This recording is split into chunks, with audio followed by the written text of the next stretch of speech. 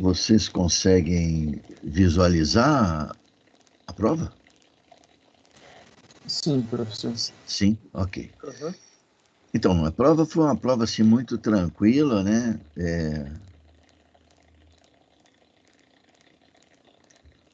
Com a maioria de questões, inclusive questões de múltipla escolha, apenas 3 questões discursivas, e eu limitei aí o número de linhas, né? Porque senão depois eu tenho uma dificuldade enorme para conseguir corrigir uma quantidade muito grande de provas. Essas provas eu não imprimo, né? Porque não tem jeito, então eu tenho que ficar corrigindo na tela do computador, e para mim, especificamente, que uso óculos, para mim é um pouco desgastante a correção da prova na tela do computador. Mas vamos lá, então. Aqui a primeira Professor, questão. é, com licença, bom dia. Eu poderia falar com o senhor Claro, Giovanni, sobre. diga. Então, eu te enviei a prova. Eu soube que você não recebeu ela. Eu enviei pelo e-mail, professor. Beleza, Giovanni. Então eu vou Eu te não. pedir um favor. Oi, claro. Se você puder, envia de novo, porque eu acho que eu não recebi. Tá, eu vou enviar sim. Eu vou enviar agora, Então, na verdade. tá bom, Ainda beleza. há essa possibilidade? Sim, Tá bom. manda ela para mim agora, então. Você está mandando agora? Sim, agora mesmo. Tá, então eu vou só esperar você encaminhar aí, que eu vou Tá bom. conferir aqui a chegada dele aqui no. Tá.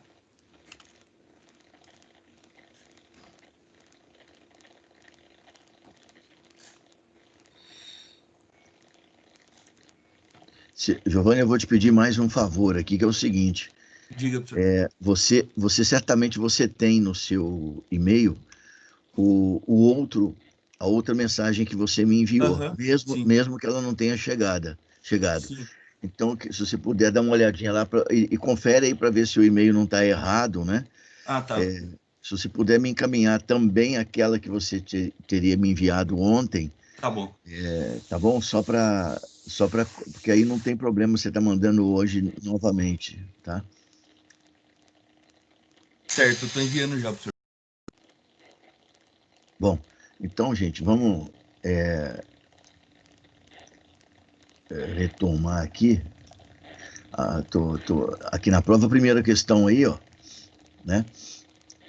Eu cito um trecho do texto do James Petras, que a gente discutiu aqui em sala de aula, e, é, e aí a pergunta é, tendo em vista isso aí, né, que foi constatado, esses dados aí constatados por ele, que tipo de implicações, né?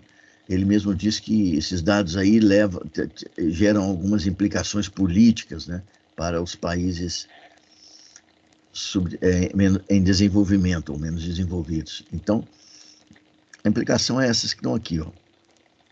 As implicações políticas das constatações apresentadas por James Petras para os países menos desenvolvidos são: primeiro, a retórica liberal e não intervencionista normalmente sustentada pelos países desenvolvidos não passa de um engodo para ludibriar e dominar os países menos desenvolvidos, né? Isso tendo em vista que, como ele mesmo diz aqui, né, Petras, no texto dele, isso aí não é resultado exclusivamente da eficiência, né? Não é produto meramente da eficiência e da boa administração e do know-how das empresas, mas também resultado aí de políticas públicas de apoio a essas empresas, né? Então essa é a primeira consideração, essa coisa de não intervencionismo estatal, isso é bom para os outros, né? Mas para eles mesmos não. E a segunda coisa é ter em vista esse poder econômico, esse poder de mercado, né, adquirido aí pelas grandes corporações dos países desenvolvidos. Então, essa história de abertura de mercado com finalidade de promover a competição internacional, né, é uma outra grande mentira, né?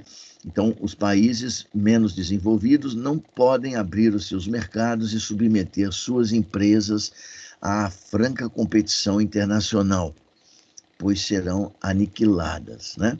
Afinal de contas, não vai haver muita competição, porque competição é preciso que haja, para que haja competição, é preciso que os competidores estejam aptos a competir, né?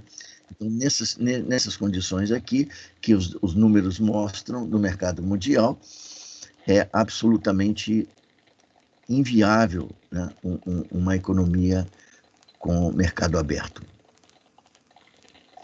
Então, basicamente, seriam aí as duas implicações políticas. E me parece que isso, inclusive, está no próprio texto do Petras, um pouquinho mais para frente.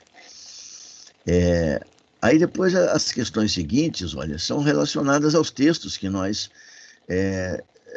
trabalhamos aqui nos nossos encontros. Quem leu na época não precisou nem reler aqui, foi jogo rápido aqui, né? Então, vocês vão perceber, ó, que eu não vou ler tudo isso aqui, mas a segunda questão, ó, todas estão corretas. A terceira questão, todas estão corretas, né?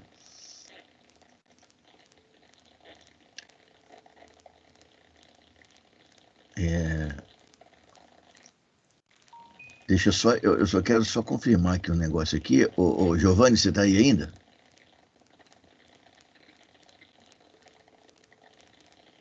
Oi, professor, tô aqui sim.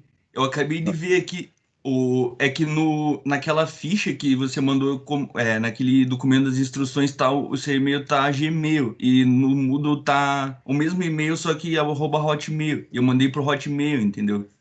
Acho que Você talvez seja por isso. Eu você talvez mandou, seja por. Não, mas então. você mandou Oh, pelo pode. Moodle, Giovanni?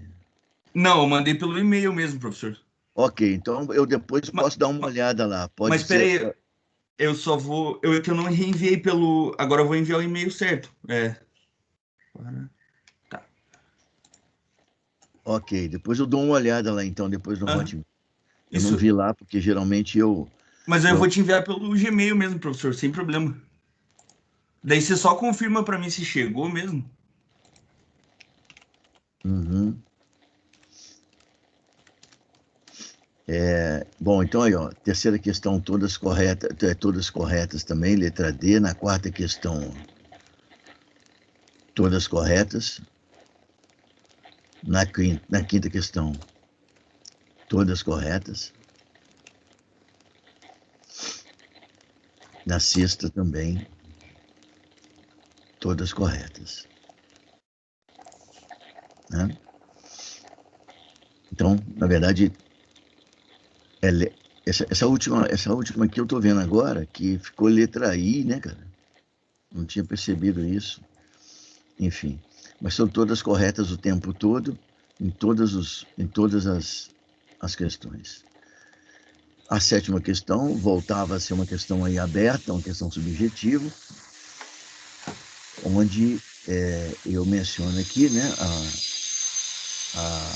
o pensamento de Adam Smith, né, essa concepção liberal da economia, e aqui embaixo perguntando se, na verdade, as teorias burguesas da internacionalização que nós vimos, se elas são coerentes com o pensamento liberal, né, do Adam Smith.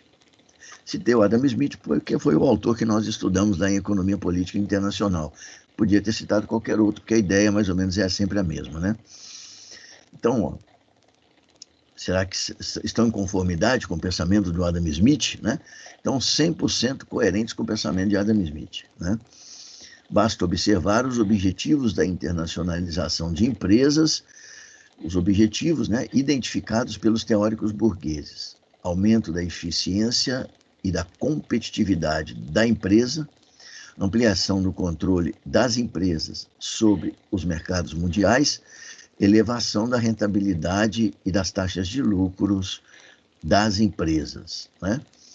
Eles não poderiam ser mais explícitos. As empresas, ou seja, os seus donos, obedecem exclusivamente aos princípios destacados por Smith: racionalidade, interesse próprio, desejo incessante em prosperar.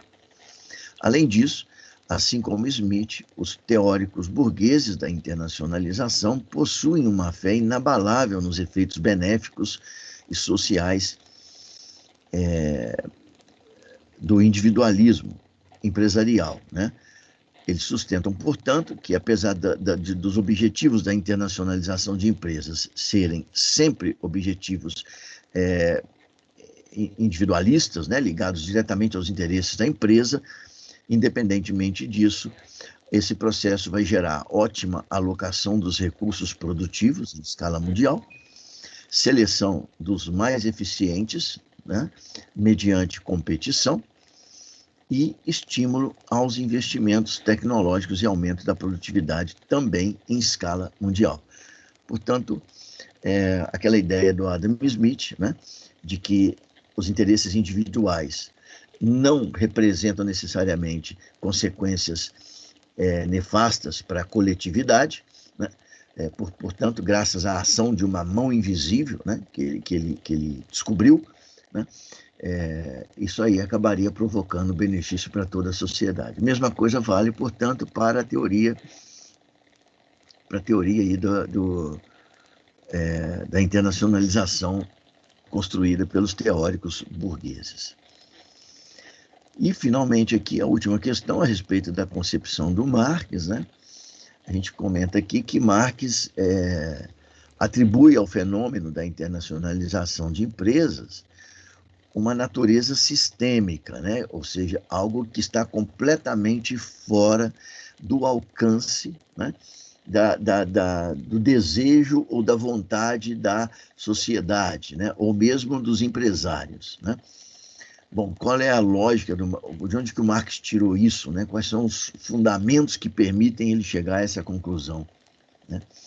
Então, está aqui, ó, dentre as relações sociais de produção típicas do capitalismo, Marx identificou, entre outras, a propriedade privada sobre os meios de produção, a livre iniciativa, decorrente da propriedade privada, a concorrência, decorrente das duas anteriores, e a acumulação de capital, decorrente da concorrência.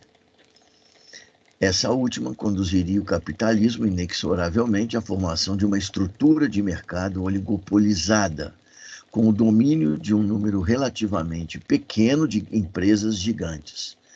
Essas empresas gigantes não poderiam sustentar sua dinâmica de reprodução ampliada, a menos que transpusessem as fronteiras nacionais, conquistando mercados cada vez mais amplos no exterior, ou seja, se internacionalizando, né?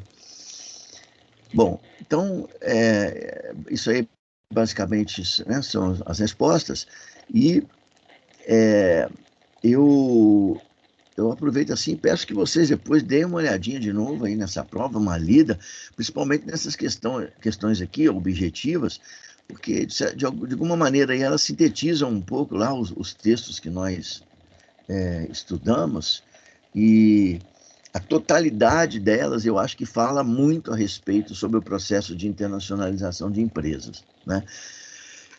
E eu acho que isso aí ajuda a gente a construir, né, uma base, né, de argumentos razoáveis aí para formatar o nosso pensamento a respeito exatamente desse fenômeno da internacionalização das empresas. Bom,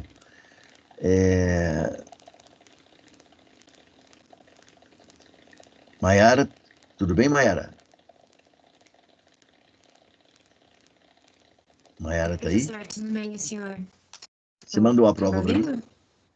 Estou te ouvindo. Não, eu não consegui fazer, eu estava viajando. Eu vou solicitar a segunda chamada mesmo. Hein? Como? Eu mandei Desculpa. uma mensagem para o senhor, eu estava viajando. E eu não consegui finalizar a prova e vou solicitar a segunda chamada, tudo bem? Ok, maravilha então. Beleza. Bom, então eu vou dar continuidade aqui, gente, agora, no nosso conteúdo aqui. nós vamos começar hoje a falar um pouquinho sobre a relação que existe entre as grandes corporações transnacionais e as revoluções tecnológicas, né? Não apenas para mostrar a relação que existe entre as empresas transnacionais e as revoluções tecnológicas, mas através dessas revoluções, mostrar também algo que eu havia comentado com vocês lá no comecinho desse semestre, quando eu disse que nós não devemos olhar para a economia de um modo geral e também para as empresas multinacionais como se fosse coisas afastadas de nós, né? Na verdade, as empresas transnacionais, elas fazem parte da nossa vida cotidiana, né? E eu acho que esse vai ser o momento, talvez, mais oportuno e o melhor momento que nós vamos ter aqui para poder se conscientizar da importância das empresas multinacionais na nossa vida, né? Quando a gente vai falar exatamente das questões tecnológicas. Eu disponibilizei lá no Moodle, então, o texto de número 10, em relação a ele que nós vamos aqui começar a conversar hoje, o texto da professora Marta Hanecker, e ela fala exatamente em algum dos capítulos da obra dela, é uma obra maior, né? Ela fala exatamente sobre isso e o texto ajuda a gente a refletir sobre essa questão. Eu vou, então, mais uma vez, então, compartilhar aqui com vocês um slide a respeito desse texto, né? Que é esse aí. Vocês conseguem ver o slide já? Sim, prof. Ok. Então, professora Marta Hanecker, que esse título aqui fui eu que dei, as ETNs e as revoluções tecnológicas, o título lá no texto dela tem outro título lá.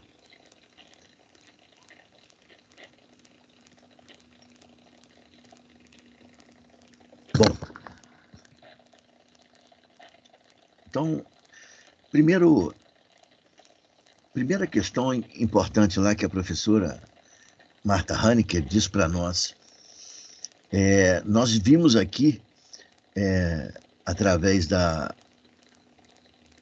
perspectiva do Marx, que o capitalismo ele é um modo de reprodução, um modo de produção, né, específico, e uma das suas característica essa que o diferencia de todos os modos de produção que o antecederam, é o fato de ser um modo de produção que se reproduz permanentemente em escala ampliada, né? E agora a professora Marta Hanecker vem aqui e diz para nós o seguinte, que essa reprodução em escala ampliada não se realiza de modo linear, né? Portanto, é uma reprodução que se realiza através de ondas, né? Através de ondas. Então, eu tentei aí exemplificar, né, aí embaixo, como seriam exatamente essas ondas, né? Toda onda, ela possui uma fase ascensional, depois possui uma fase decrescente, né?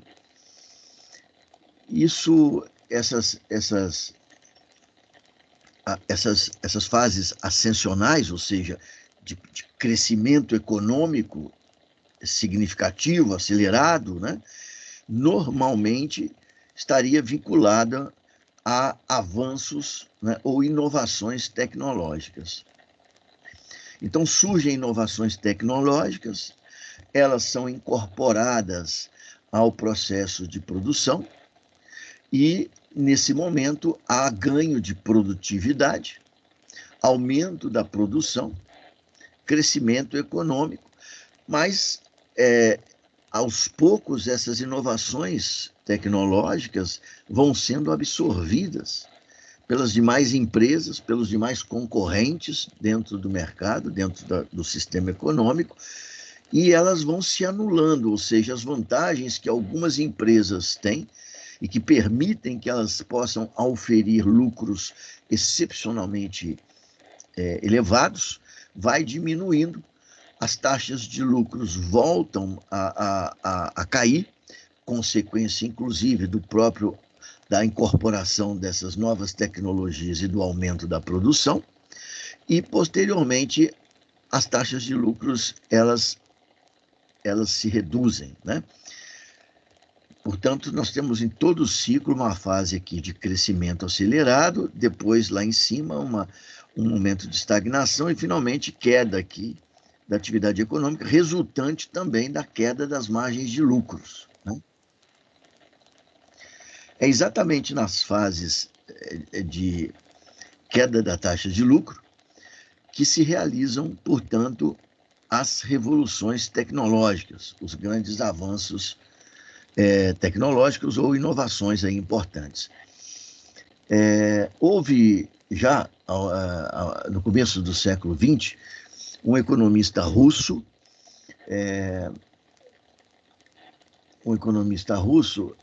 chamado Kondratiev, que estudou a história do capitalismo até aquela época e concluiu que o capitalismo ele se reproduzia dessa maneira que está aí, através de ondas, né? E ele chamou essas ondas de ciclos longos, né? Segundo o trabalho de Kondratiev, cada onda tinha uma duração de aproximadamente 50 anos, né? Ele chamou de ciclos longos, né? Posteriormente, um economista austríaco chamado Schumpeter, ele disse que dentro das ondas longas existiriam ainda ondas menores, né?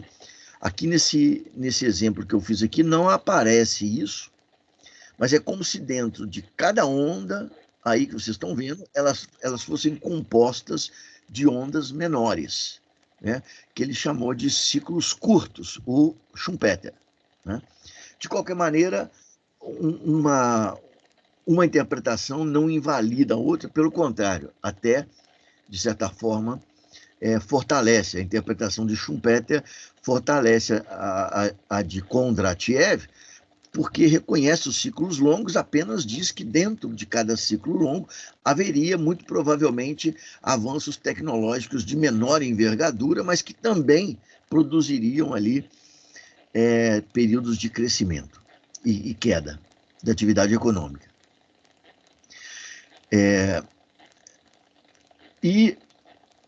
Então, vocês estão vendo aqui o que existe, as evoluções tecnológicas, elas se encontram sempre nesses períodos aqui de baixa da atividade econômica. Isso é bastante compreensível, né? Por que isso acontece?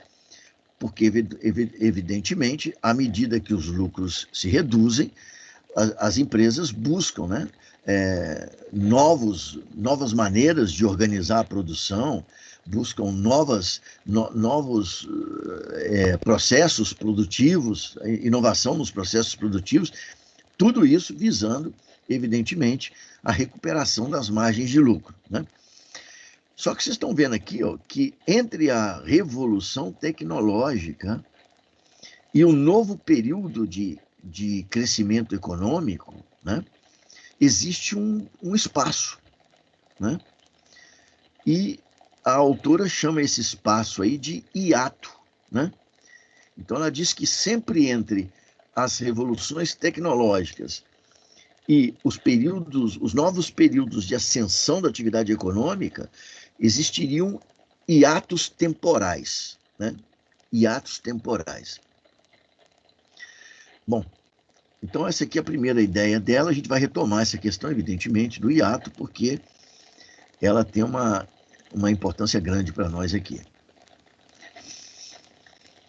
Qual a razão desse desenvolvimento, né? através de ondas, né?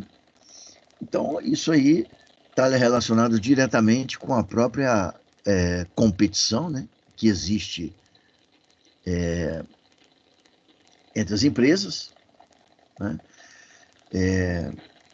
E essa competição obriga, né, a acumulação de capital, como nós já vimos. E é exatamente a acumulação de capital que vai desencadear as revoluções tecnológicas, né? Revolução tecnológica nada mais é do que acumulação de capital, né? Essa acumulação, então, ela se generaliza, os lucros se reduzem, né? E aí o processo vai se repetir permanentemente. Então, essas ondas longas estão relacionadas exatamente a ciclos de inovações que, por sua vez, podem ser traduzidos também como ciclos de acumulação de capital, né? Eu citei aqui embaixo uma passagem que não se encontra na obra dela, está lá na obra do Marx, né, no Manifesto do Partido Comunista, né, de 1844, onde 1844 a 48, então Marx dizia, já naquela época, dizia o seguinte: a burguesia não pode existir sem revolucionar permanentemente os instrumentos de produção, portanto, as relações de produção, portanto, as relações sociais todas. A conservação inalterada do antigo modo de produção era, pelo contrário, a condição primeira de existência de todas as anteriores classes industriais. Aqui ele está se referindo à época medieval, né, o feudalismo, né, e também às épocas anteriores. O permanente revolucionamento da produção, o ininterrupto abalo de todas as condições sociais, a incerteza e o movimento eternos distinguem a época da burguesia de todas as outras, né? Então, aqui o Marx, olha só, em meados do século XIX, o Marx já percebia essa dinâmica vinculada diretamente ao processo de acumulação de capital, né? E aqui eu já aproveito para chamar a atenção sobre esse entendimento aqui do Marx, porque, veja, ele não desconecta o revolucionar tecnológico, né, as inovações tecnológicas, ele não desconecta isso do restante da vida social, né? Ele percebe que isso não acontece num mundo isolado, né? Isso não acontece numa ilha, né? Isso acontece no meio da sociedade. E a consequência disso é mudanças radicais nas relações de produção e também nas relações sociais, né? E ele fala aqui embaixo, né, no ininterrupto abalo de todas as condições sociais.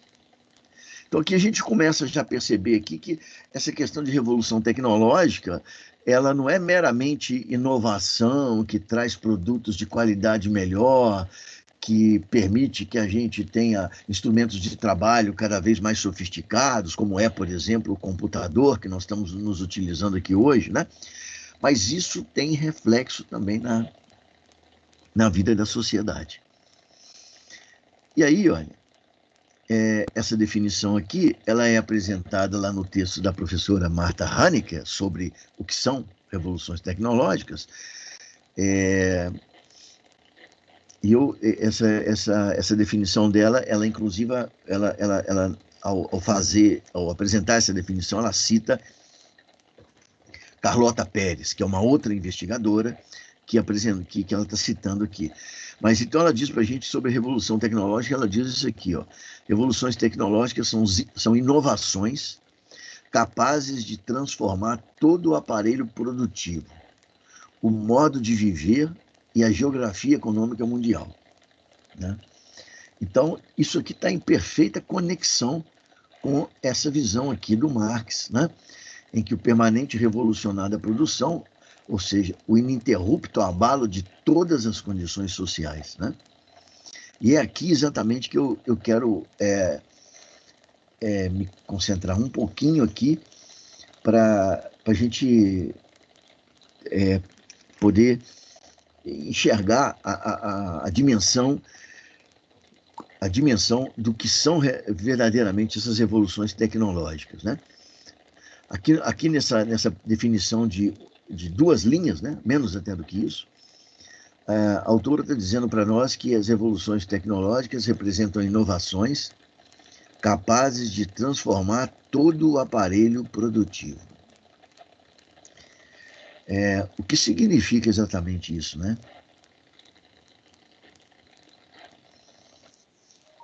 Significa transformação das condições de produção. Significa novas maneiras, novos modos de se organizar o trabalho dentro das empresas.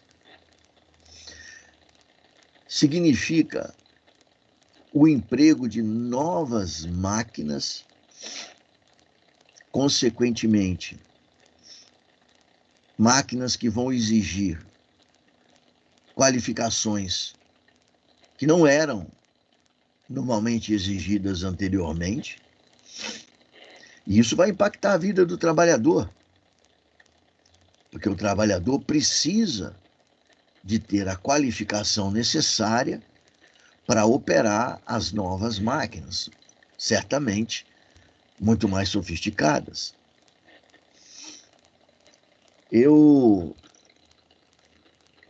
Isso aqui tem uma importância muito grande na vida cotidiana das pessoas, né?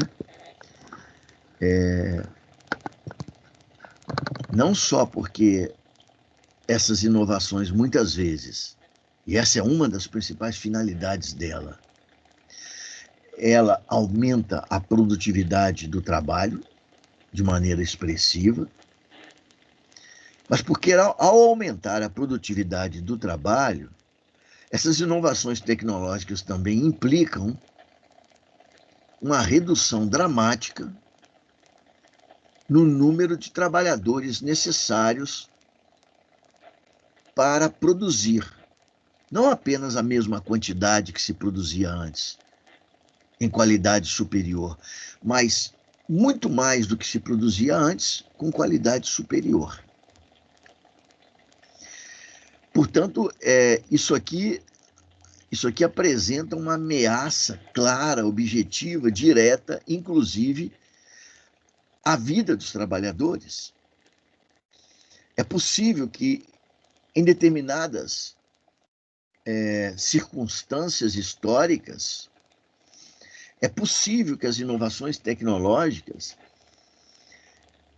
elas, ao mesmo tempo que gerem desemprego em alguns ramos da atividade produtiva, elas gerem empregos em outros ramos da atividade produtiva.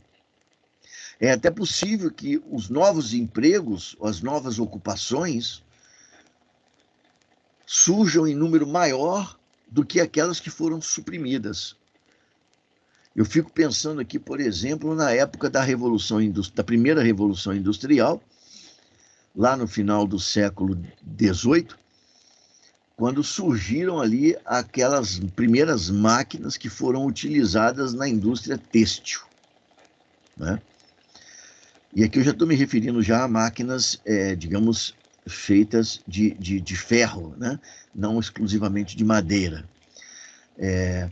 Eu fico imaginando que a introdução das máquinas na indústria têxtil, ela ela provocou uma onda de demissões de trabalhadores do antigo sistema de produção, que era o sistema manufatureiro, né?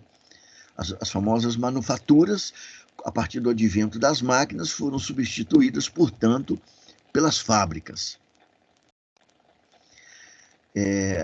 Mas, em compensação, se houve uma redução muito grande no número de trabalhadores que estavam ali diretamente vinculados à produção têxtil, é de se esperar que aquela indústria agora ela demandasse o surgimento de um novo ramo da atividade que seria para produzir máquinas, que seriam usadas, portanto, pelas fábricas têxteis.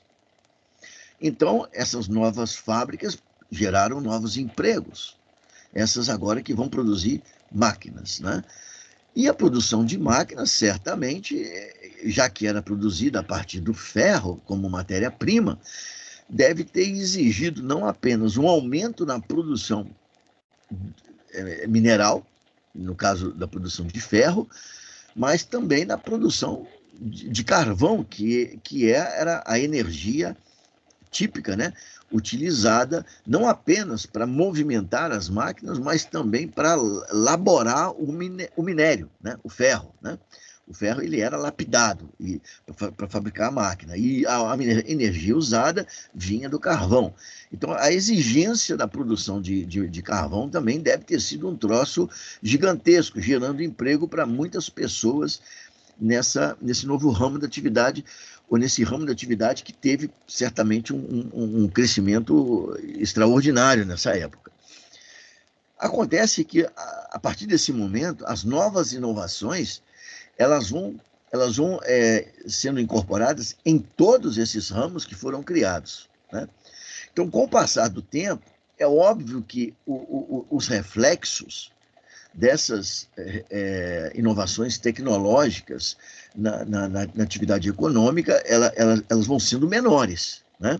Porque elas já estão sendo incorporadas a todos os segmentos, né?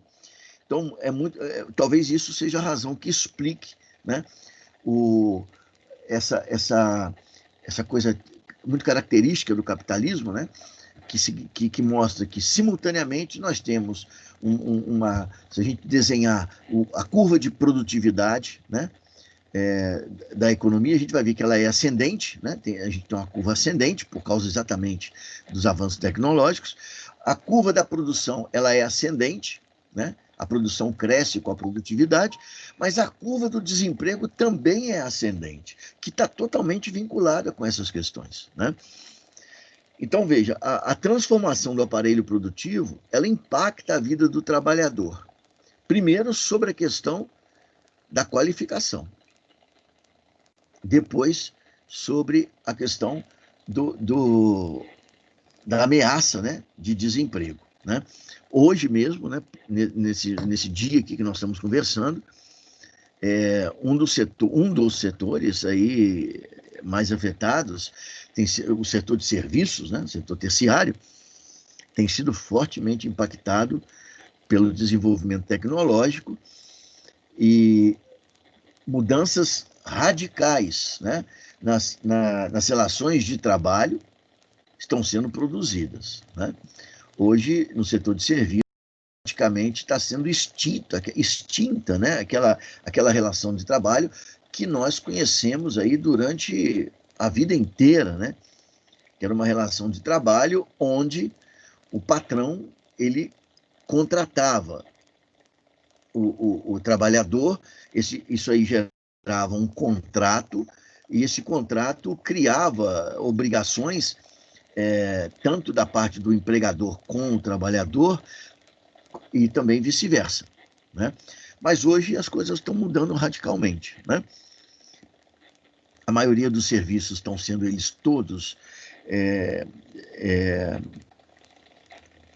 automatizados, né? E transferidos para aplicativos, né?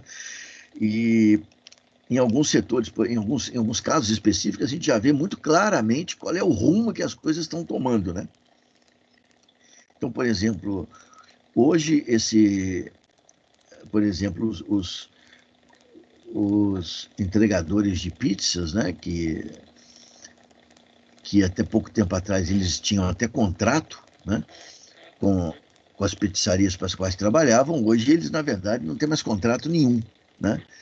Não tem contrato nenhum, eles praticamente estabelecem ali um vínculo com a empresa, que não é um vínculo formal, né? E à medida que a empresa, ou seja, a pizzaria, vai tendo ali pedidos, né? Então ela vai distribuindo para aqueles entregadores, de alguma maneira, cadastrados com ela. E o sujeito vive em função disso. Inclusive, o instrumento de trabalho, olha só que coisa maluca, né? Que a gente está vivendo algo que seria impensável há algum tempo atrás.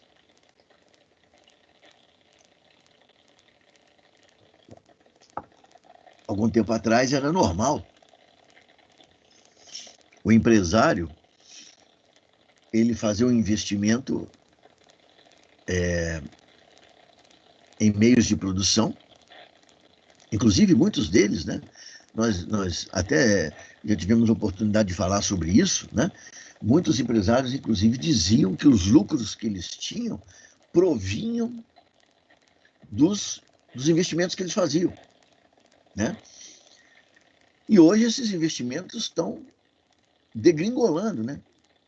Estão se reduzindo dramaticamente. Veja no caso, por exemplo, de uma pizzaria, né? O entregador de pizza que trabalha para aquela pizzaria, ele é o dono da moto que ele usa, ou da bicicleta, ou do carro que ele usa. Tem todo tipo de entregador, né? Então, já não é mais o empresário que investe nos meios de produção, né? No caso, nos instrumentos de trabalho, especificamente aí a motocicleta, o carro ou a bicicleta. Esses instrumentos são do trabalhador. Isso não é comprado pelo empresário. Isso é comprado pelo trabalhador se ele quiser trabalhar, né? Então, o empresário, o que ele tem? Ele tem uma marca, né? Ainda tem empresários hoje que chegam a ter a pizzaria, ou seja, aquele ambiente lá onde a pizza é feita. Mas isso vai acabar. Se não acabou, vai acabar. Ou está acabando. Porque o empresário vai também subcontratar a pessoa que faz a pizza. Então, o empresário, na verdade, ele vai ser um articulador de vários trabalhos e ele vai ganhar dinheiro em cima do trabalho. Aí vai ficar mais claro ainda que o lucro provém do trabalho alheio, né? Porque o empresário não vai, praticamente, o investimento do empresário vai ser relativamente pequeno, né? Porque quem vai fabricar, quem vai fazer a pizza ali, quem vai fabricar a pizza, quem vai fazê-la no forno, etc., o pizzaiolo ali vai ser um cara independente, terceirizado, que não tem vínculo nenhum, a não ser esse de estar atendendo os pedidos que o empresário recebe de pizzas, e os pedidos são passados para o pizzaiolo, e ao mesmo tempo são passados para algum entregador, que vai pegar a pizza com o pizzaiolo e vai entregar para quem fez o pedido. Então, veja, o investimento do empresário ele despenca, e tudo isso graças ao desenvolvimento tecnológico. Então, veja que o desenvolvimento tecnológico produzindo impactos poderosos sobre a vida dos trabalhadores, sobre a sociedade, sobre a maneira como as coisas são feitas na sociedade, né? Além disso, a gente vai perceber também que essa questão da qualificação, ela assume proporções extraordinárias, né? Porque eu me recordo, quando eu comecei a trabalhar na academia, né? Quando eu comecei a trabalhar como professor, nós ainda trabalhávamos com aqueles famosos diários, né? Aqueles livros onde você anotava a presença, anotava o conteúdo da aula, não sei o que mais. Bom, de repente começaram a chegar os computadores, e eles começaram a ser, o trabalho na faculdade começou a ser informatizado. E aí surgiram esse sistema, aos poucos foi surgindo esse sistema que nós temos hoje, em que as presenças são todas eletrônicas, os conteúdos das aulas são registrados de maneira eletrônica e assim sucessivamente. Inclusive isso aqui agora que nós estamos fazendo, né, esses encontros aqui virtuais, tudo isso trouxe mudanças muito expressivas no modo de se trabalhar. E tinha muita gente, eu vi, muitos professores que eram mais velhos, né? E eles enfrentaram problemas, dificuldades terríveis para conseguirem passar de um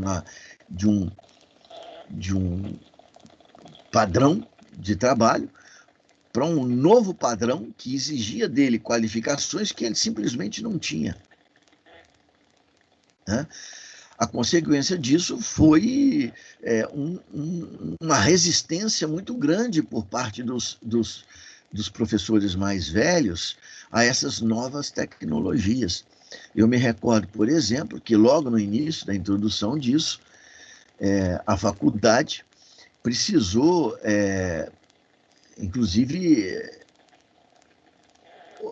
separar, né, orientar ali algumas secretárias para atenderem os professores mais velhos, porque eles não tinham habilidade para fazer lançamento de nota, para fazer registro do conteúdo da aula, usando sempre o computador e tal, porque eles estavam acostumados a fazer isso à caneta, né, no papel. Então, foi um processo de adaptação extremamente difícil, né? O que pode, inclusive, ter levado aí a marginalização de muitos professores, né? Aqueles que tiveram maior dificuldade para enfrentar tudo isso, né? Mas veja, na sequência ali da definição da autora, depois ali de transformar todo o aparelho produtivo, ela diz que isso transforma também o modo de viver das pessoas, né? Então, veja, significa que as evoluções tecnológicas, apesar delas estarem mais diretamente vinculada à esfera produtiva, ela não se esgota nisso, né? Então, as relações entre as pessoas se modificam também, né? Então, hoje as pessoas se relacionam através desses instrumentos eletroeletrônicos aí, né, da eletrônica, etc. E vão sendo criadas relações que até pouco tempo atrás seriam impensáveis, né? A ponto de hoje as pessoas, por exemplo, terem amizades com pessoas que moram do outro lado do mundo, sem elas nunca terem visto antes, né? Então, o sujeito tem um amigo, um australiano. Meu amigo australiano. Mas que amigo? Você já foi à Austrália? Não. Ele já veio aqui? Não. E como é que você se conhece? Não, a gente se conhece aqui pelas redes sociais e tal. Eu tenho um amigo hoje lá em Sydney, um australiano. Tenho um amigo lá na Nigéria, né? Tem um amigo lá na Rússia, tem um amigo nos Estados Unidos, sei lá onde. Então, as amizades vão sendo construídas de outra maneira, né? Com implicações também sobre isso, né? Implicações sobre isso, porque os laços de amizade, evidentemente, se tornam laços extremamente frágeis, na maioria dos casos, né? Os relacionamentos mudam das pessoas umas com as outras, e também das pessoas com o mundo externo, né? Eu me recordo, por exemplo, de quando eu estudava o Marx.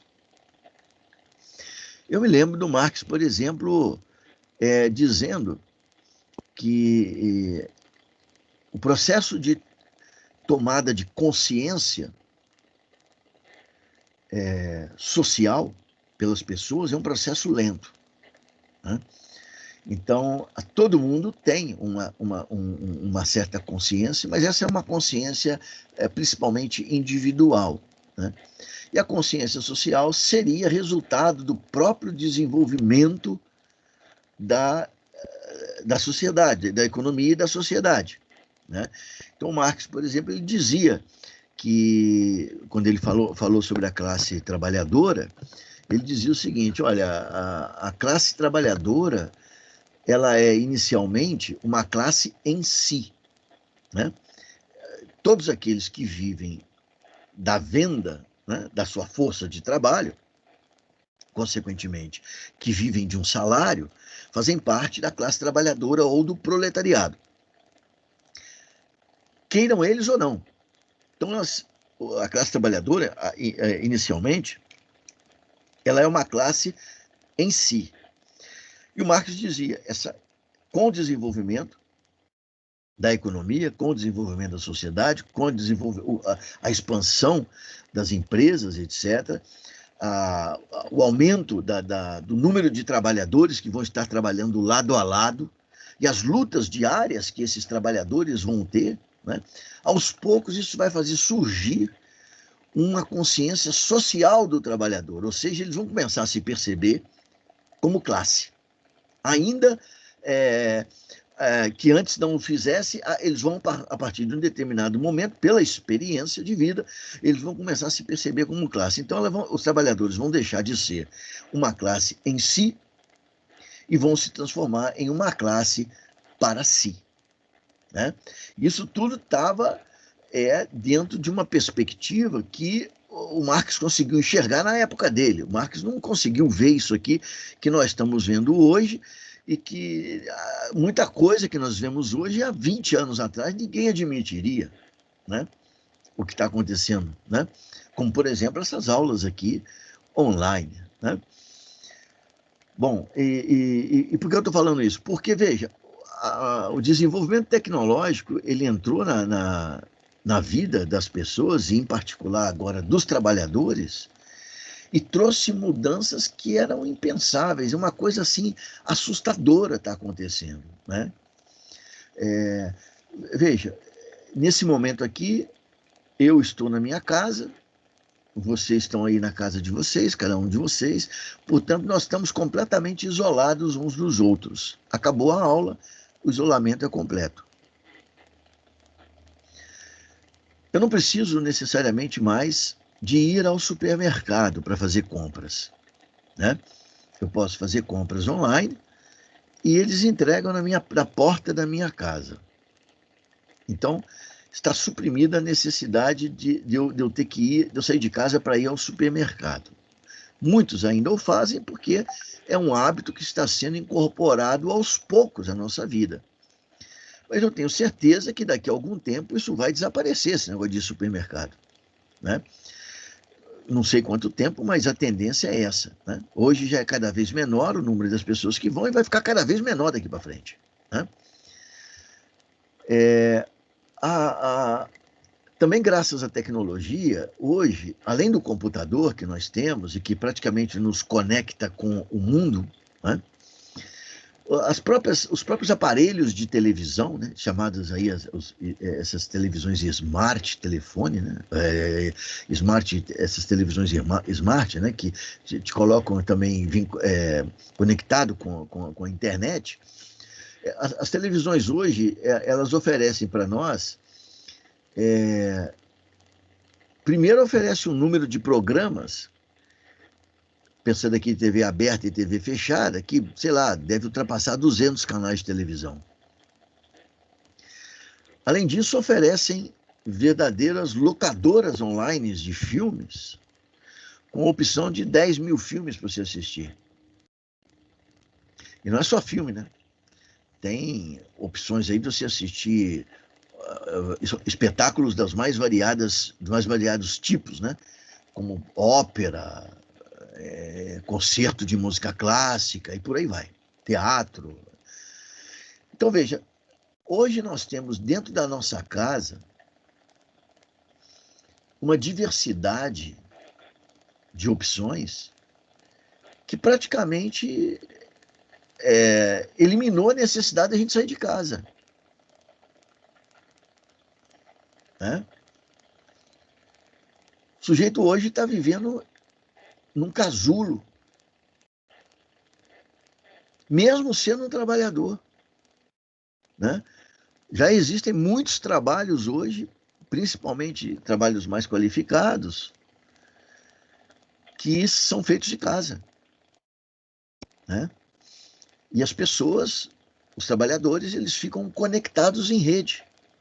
Trabalhadores de uma determinada empresa estão lá desenvolvendo um projeto de marketing, o projeto de um novo produto, enfim, tudo é conectado em rede, cada um na sua casa. E muitas vezes até em países diferentes. E eu fico imaginando o Marx podendo ver o que está acontecendo hoje no mundo. Porque uma das pré-condições que o Marx tinha pensado para que pudesse haver um desenvolvimento de consciência social dos trabalhadores, ou seja, deles se entenderem como classe e não mais como indivíduos, era o trabalho em comum, era a experiência do dia a dia. Mas essa experiência do dia a dia está sendo suprimida. O trabalho em comum já está deixando de existir em várias frentes. Até que ponto isso vai influenciar o desenvolvimento de uma consciência social no ser humano? E não é só isso. O homem, por natureza, o homem ele é um ser social. Pela simples razão de que ele é produto de uma relação social. Não existe vida se não houver ali a relação entre um homem e uma mulher. Entre o cruzamento do macho e da fêmea. O ser humano, assim como a maioria dos outros animais, são produtos de relação entre macho e fêmea. Portanto, nós somos, queiramos ou não, produto de uma relação social. Portanto, nós somos seres sociais. Mas a nossa sociabilidade natural está sendo corrompida. E nós estamos cada vez mais nos transformando em seres individualistas.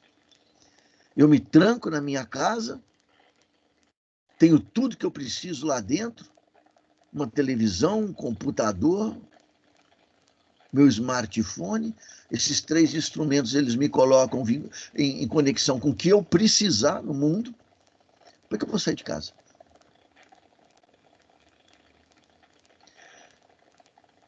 E isso vai pervertendo a natureza do homem. O ser social, um ser naturalmente social, está se transformando num ser individualista. Eu não sei se isso é positivo ou se isso é negativo. Eu estou só constatando aqui que tudo isso é resultado do desenvolvimento tecnológico. E o desenvolvimento tecnológico não é um troço que cai do céu. O desenvolvimento tecnológico, como nós acabamos de ver aqui, ele está intimamente relacionado à competição que existe na esfera econômica da vida social.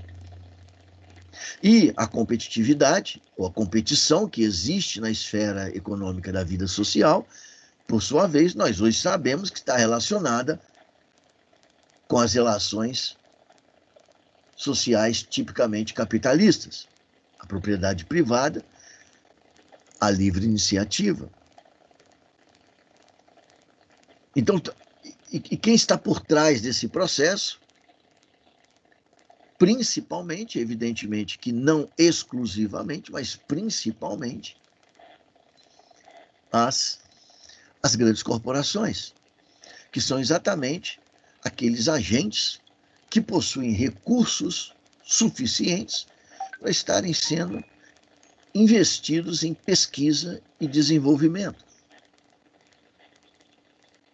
Então, as corporações têm um papel importante nas inovações tecnológicas e, consequentemente, no transformar da vida da sociedade. Sim, exatamente isso que a gente está querendo dizer aqui. Né? E a definição aqui ainda acrescenta que essas inovações, elas também produzem grandes transformações na geografia econômica mundial, né? Ou na geoeconomia mundial, né? Acho que não teria uma época mais interessante para a gente perceber isso do que essa época que nós estamos vivendo hoje, né? Eu acho que o que está acontecendo com a China e os reflexos desse desenvolvimento econômico e, consequentemente, tecnológico da China é uma expressão muito clara exatamente desse impacto que as tecnologias podem ter na geoeconomia mundial, né? As revoluções tecnológicas geralmente se localizam na origem dos períodos de ascensão, na base dos períodos de ascensão, das ondas de crescimento econômico. Elas precedem as fases de crescimento acelerado da economia, né? Então, isso aí está relacionado lá com aquela perspectiva das ondas, né, de crescimento da economia. Através lá do texto da professora Martha Honecker, nós identificamos lá, ela enuncia para nós lá 5 revoluções tecnológicas, né? A primeira aconteceu, portanto, no final do século XVIII, foi exatamente aquela que deu origem à Revolução Industrial, que a gente identifica como Revolução Industrial na Inglaterra. Essa revolução tecnológica, ela envolveu a indústria têxtil, principalmente, e também a produção de carvão. Aqui, o carvão ele é a fonte de energia básica dessa revolução tecnológica. Por volta de 1830, houve a segunda revolução tecnológica, que foi aquela que deu origem à construção de ferrovias, né? Essa indústria ainda alimentada pelo carvão como fonte energética, né? O texto do Hobsbawm, que nós utilizamos lá na disciplina de História Econômica, quando ele falava da Revolução Industrial na Inglaterra, ele disse que a Revolução Ferroviária, né, essa segunda revolução tecnológica, ela foi absolutamente decisiva para sustentar os avanços da primeira revolução tecnológica. Porque o surgimento de um ramo de atividade voltado exclusivamente para a produção de máquinas, para alimentar a indústria têxtil, né? Esse novo ramo da produção de máquinas não poderia ser sustentado se ele fosse voltado única e exclusivamente para abastecer a indústria têxtil. A demanda da indústria têxtil não seria suficiente para sustentar o crescimento e a expansão de um ramo econômico voltado para a produção de máquinas. Consequentemente, quando surgem as ferrovias, abre-se ali um novo campo, né, para que aquele ramo de produção de máquinas possa prosperar, que seria oferecendo agora os vagões, as locomotivas e também os trilhos, né? Tudo isso é oferecido pela mesma indústria de produção de máquinas aí, que antes atendia apenas a indústria têxtil, agora passa a atender também a indústria ferroviária. Na sequência, final do século XIX, aproximadamente, surge ali uma nova revolução baseada na química, né? Aí, nesse momento, um dos países que mais vai se destacar é exatamente a Alemanha, né? Com a revolução da química. E, ao mesmo tempo, surge uma nova base, né, de fornecimento de energia, que é a eletricidade, né? Então, basicamente, aí, essa nova revolução tecnológica que vai dar um novo impulso, um novo ciclo da economia, uma nova onda de desenvolvimento surge a partir dessa revolução tecnológica. Posteriormente, por volta mais ou menos de 1920, uma nova revolução tecnológica afetando diretamente a indústria automobilística, né, eletroeletrônica e armamentista, né? Paralelamente, surge também o desenvolvimento de uma nova fonte de energia, o petróleo, né? Então, aí são etapas, né? São ondas, né, de ciclos de inovações tecnológicas que, por sua vez, estão na base, né, de períodos de expansão do capitalismo. E a quinta, né, a revolução tecnológica, seria aquela baseada aí na indústria tecnoeletrônica ou na informática, paralelamente ao advento da energia nuclear. Se vocês perceberem nas datas, vocês vão ver aqui, ó, que de 1780 até 1830 são 50 anos, de 30 a 80 são 50 anos, de 1880 a 1920 são 40 anos, e de 1920 a 1970, de novo, 50 anos. Então, 50, 50, 40, 50, 50, né? Ou 50, 50, 40, 50, né? Isso está exatamente relacionado com aquilo que eu falei aqui agora há pouco, quando eu comentei que, observando o desenvolvimento histórico do capitalismo, aquele pensador soviético lá, russo, na verdade, Kondratiev, ele havia dito que as revoluções tecnológicas no capitalismo, elas acontecem de 50 em 50 anos, o que ele chamou de ciclos longos, né? Ondas longas, né, do desenvolvimento econômico, né? Isso está particularmente comprovado, né, aqui através dessa revisão histórica, né, das revoluções tecnológicas. Aqui embaixo eu menciono, portanto, que a quarta revolução tecnológica, né, essa aqui de 1920, desencadeou a produção em massa, né, dando origem às grandes corporações que a gente conhece hoje, né? Então, as grandes corporações estão relacionadas diretamente aí com a quarta revolução tecnológica, produção em massa, que data, portanto, do início do século XX, né? E o que nós dissemos aqui é que essas grandes empresas vão se internacionalizar em termos produtivos, né? Não em termos meramente comerciais, mas também de produção, através da criação de filiais no exterior, principalmente a partir da Segunda Guerra Mundial, que é um período de amadurecimento aqui dessa revolução, dessa quarta revolução tecnológica. Bom,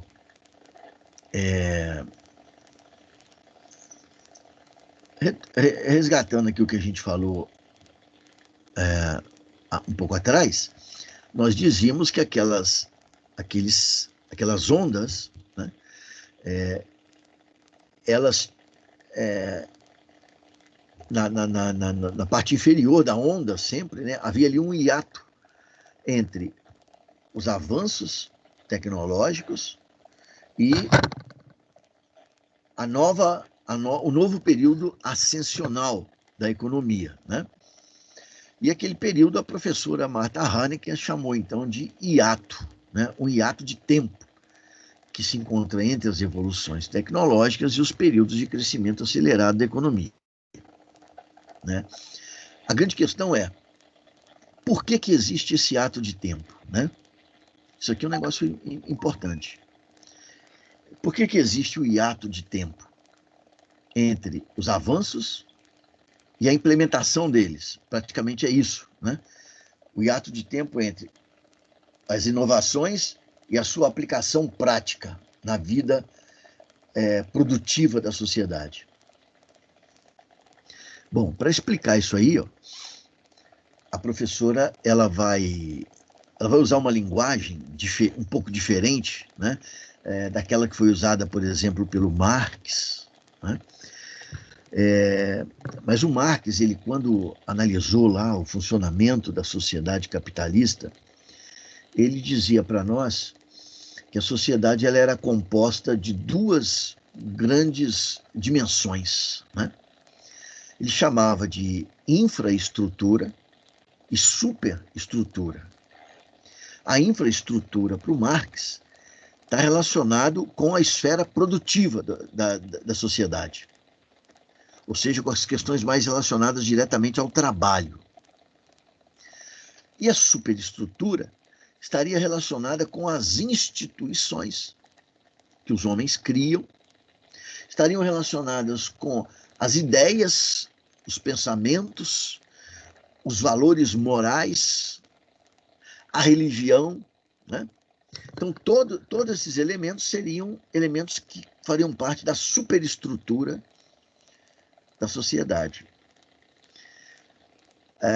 A professora Marta Hanecker, ela resgata essa visão, só que ela vai falar ali, no texto dela, ela vai usar essa expressão que está aqui, ó, no slide, esfera socioinstitucional, e ela fala também da esfera tecnoeconômica.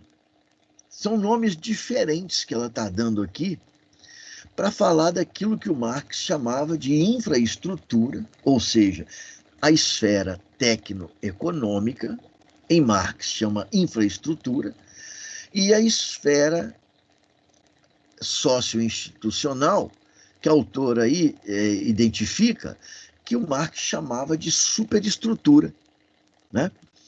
Então, existem essas duas esferas ou essas duas dimensões da vida social. O que acontece é que os avanços tecnológicos, eles se operam na esfera tecnoeconômica, ou seja, lá na esfera produtiva, né? É lá que são criados novos processos, é lá que são criados novos modos de organização da produção, é lá que são criados novas máquinas, que são descobertos novos processos produtivos, etc. Então, todo o processo de inovação tecnológica, ele se opera na infraestrutura ou na esfera tecnoeconômica da sociedade. Porque é nessa esfera que se encontra a pressão para que tais inovações aconteçam. Ou seja, é na esfera tecnoeconômica ou na infraestrutura econômica que se opera ali a competição entre os agentes econômicos, entre as empresas. Porém, para que os novos inventos, né, possam ser implementados na prática, nos processos produtivos, é preciso adaptação daquilo que a autora chama esfera socio-institucional ou superestrutura da sociedade, né? E essa adaptação da superestrutura à infraestrutura, ela não é fácil, ela é conflituosa, ela exige, inclusive, adaptações qualitativas, né? Então, veja, o processo de instalação de um novo paradigma tecnológico, ou seja, de novas tecnologias na esfera produtiva, não é uma coisa fácil, mas o que faz avançar as coisas são as pressões irresistíveis que atuam na esfera tecnoeconômica, né? Ou seja, por que as inovações, por que os avanços se incorporam no processo produtivo? Pura e simplesmente porque é uma imposição trazida pela competição, né? Então, veja, eu vou lembrar vocês aqui de um caso relativamente recente que teve no Brasil e que ajuda a ilustrar um pouquinho aqui isso que nós estamos falando. Inclusive, vou tirar aqui o slide da tela para a gente poder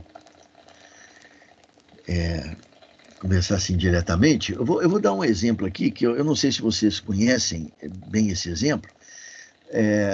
Vocês conhecem um pouquinho de como se deu a introdução da produção transgênica no Brasil?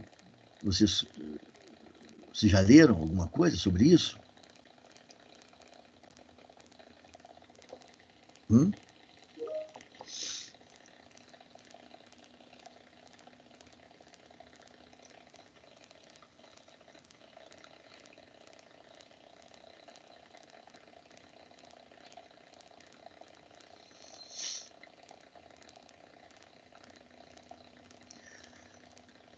Então, eu vou contar rapidamente isso aqui para vocês. Nós temos aí 4 minutos, eu acho que vai ser suficiente, que é o seguinte. No Brasil, sempre, até praticamente o início do século XXI, era proibido plantio, comércio e consumo de produtos transgênicos. Acontece que, nesse período, no início do século XXI, começou a entrar pelo Rio Grande do Sul, através da Argentina, começou a entrar no Brasil sementes transgênicas. Elas entravam clandestinamente, através de agentes argentinos e brasileiros.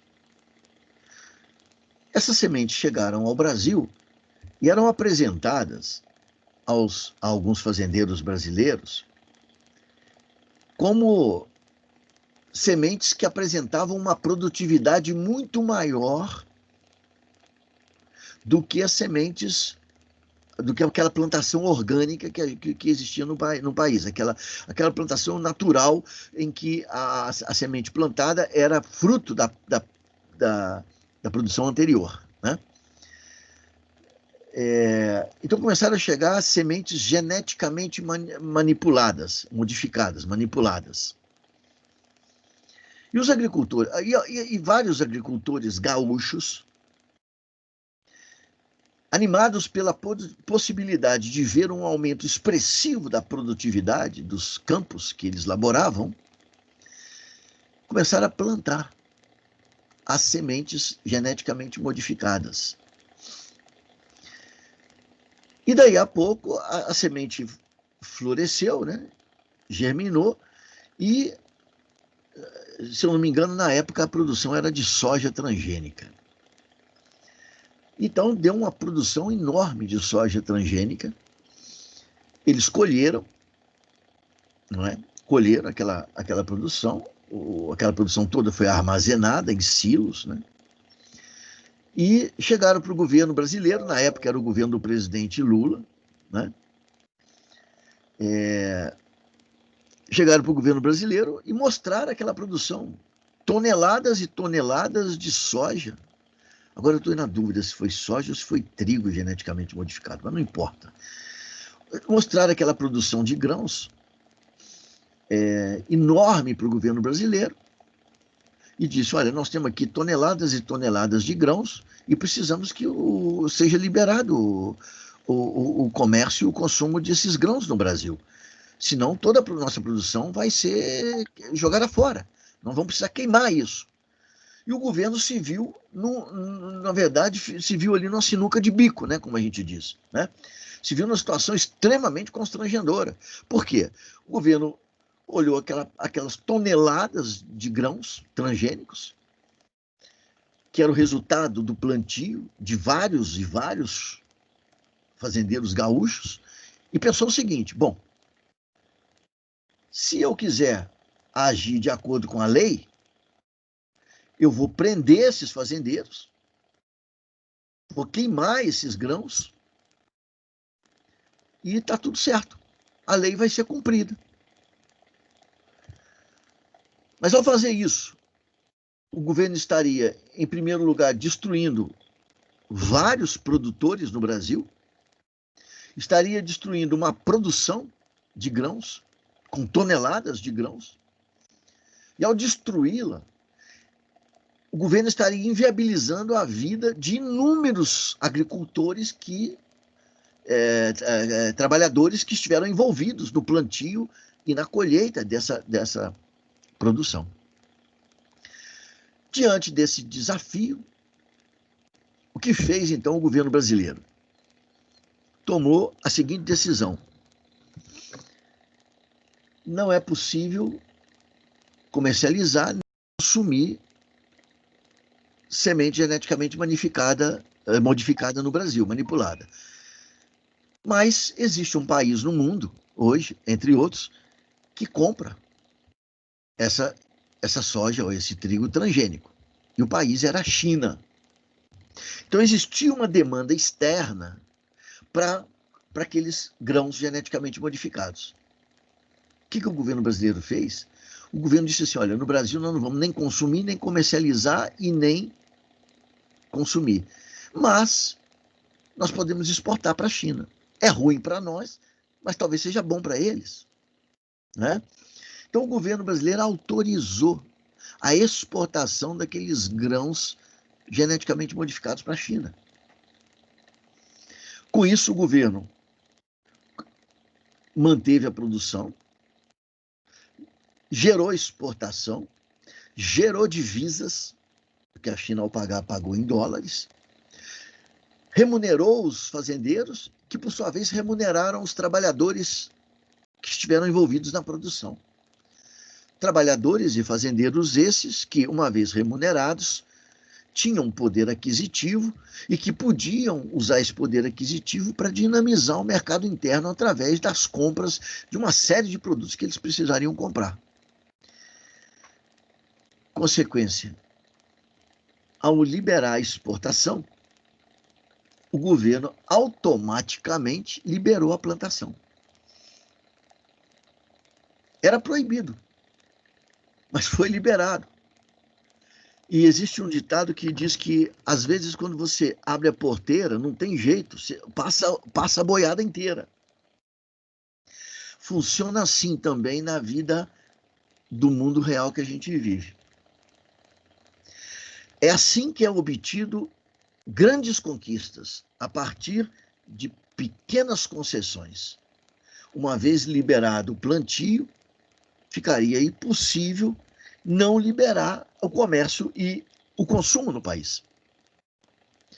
Foi assim que, aos poucos, conseguindo concessões pequenas, esse processo de produção, comercialização e consumo de produtos transgênicos foi se impondo no Brasil, né? E agora, veja só, por que eu estou contando toda essa história? Para mostrar que o plantio das sementes transgênicas no Brasil não estava relacionado à legalidade, ao que era bom, ou pelo menos ao que se julgava ser bom ou não para a população. Esteve ligado diretamente ao aumento de produtividade, consequentemente ao aumento dos lucros, que os fazendeiros gaúchos enxergaram na introdução daquelas sementes nas suas plantações, né? Eu nunca tive tempo disponível para tanto, já li um bocado de coisa a respeito disso, mas, por exemplo, eu pessoalmente, eu tenho uma convicção que ela é hoje, nesse momento, ela é uma convicção que se apoia única e exclusivamente na minha percepção, de que esse comércio clandestino de sementes, porque na Argentina existe plantio de semente transgênica, né? Antes do Brasil. Para mim, o comércio dessas sementes transgênicas da Argentina para o Brasil foi financiado pela Monsanto. Na época, era quem mais tinha interesse em ver o alargamento do uso da semente transgênica, porque era exatamente quem produzia a semente geneticamente modificada, né? Mas isso aí exigiria uma pesquisa mais detalhada para comprovação. Estou apenas aqui mencionando aquilo que é uma convicção que eu tenho meramente pelo entendimento de como as coisas funcionam, na verdade, aí, na vida econômica. Bom, gente, a gente encerra por aqui hoje. Eu não sei se alguém tem alguma dúvida, se alguém gostaria de fazer algum comentário sobre o que nós falamos aqui hoje. Se não, encerramos aqui hoje, então, a nossa reunião e retomamos aí, então, na semana que vem, na segunda-feira. Mais uma vez, muito obrigado a vocês aí pela atenção e a gente volta semana que vem. Professor. Oi. Oi, eu só queria perguntar, chegou o e-mail? Eu mandei no Gmail ali. Só queria ter certeza mesmo. Chegou, Giovanni. Ah, tá certo, então. Chegou. Muito obrigado, beleza? Professor. Que isso. Bom, pessoal, um abraço para vocês, então, e uma ótima continuidade aí de semana. Tchau, tchau. Igualmente. Tchau, Obrigado, tchau, professor. Obrigado. Valeu, tchau, tchau.